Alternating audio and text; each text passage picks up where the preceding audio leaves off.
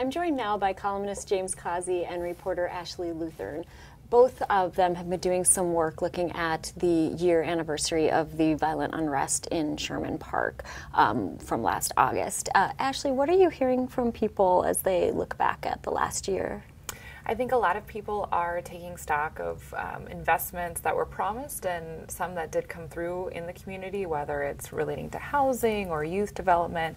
But I think there's still a strong concern that not enough has been done, and that just because people are being quiet and aren't necessarily protesting, there's still a lot of movement and a lot of people trying to bring about positive change in their neighborhood. And James, what are you seeing in terms of the changes or lack thereof, and what's not changed, what's stayed the same? Well, if you look at Sherman Park today and you look at it before the unrest happened, not a whole lot has changed. I mean, and this is bigger than a Sherman Park issue. This is a Milwaukee issue, and it's an issue on the haves and have-nots. And I hate to break it down like that, but that's really what it is. We still have high unemployment with men of color, both black and Hispanic. We still have a lot of young people with not having a lot of positive outlets. And, you know, honestly, it's just there's this huge gap that still exists. Yeah, some money was funded in to address some of these things. They tore down some houses that should have been torn down. But honestly, there's still so much to be done, and I think that a lot of people have taken their eyes off of it. And I'm glad that we're revisiting this a year later, but there's still a lot to be done. Have either of you been disappointed in the lack of change over the last year, or surprised by it?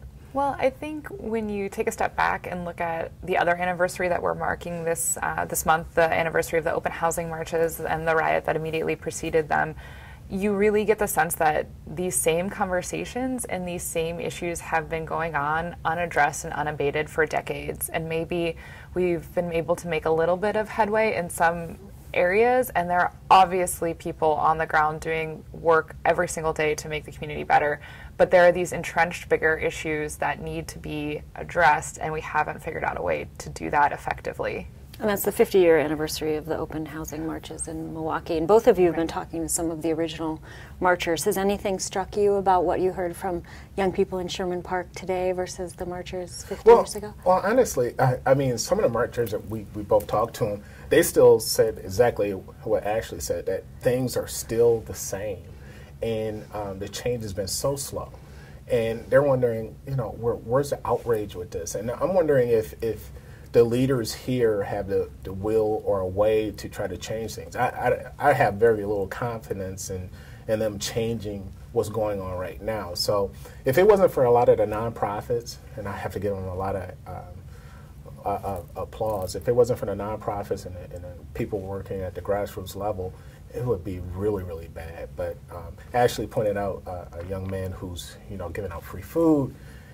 There's a lot of other organizations working with young people, but that's just not enough. And I don't know, until we start really addressing the jobs issue, livable wage jobs, this will continue. And another thing, you know, we still have this part of Century City that's still vacant, and that has to be addressed, because you can't have this great facility all cleaned up where we invested millions of dollars and there's still no jobs there.